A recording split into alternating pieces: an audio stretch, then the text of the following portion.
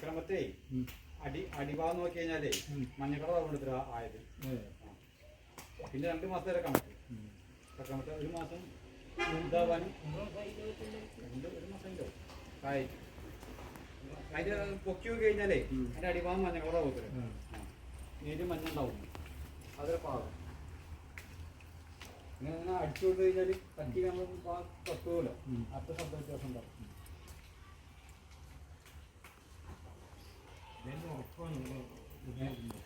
നല്ല ഉറപ്പാണ് ഇവിടെ ഉണ്ടാവണം. അത് മധുരണ്ടത്തിൽ ഇവിടെ ഉണ്ടാവണം.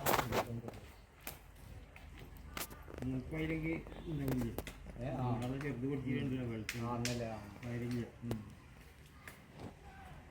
മഞ്ഞ് കിടക്കുന്ന ഭാഗത്ത് കളർ മാറും.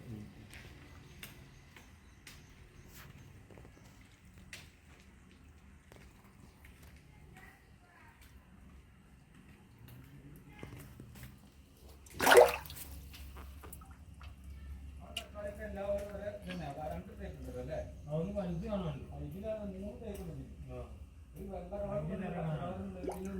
നീളനും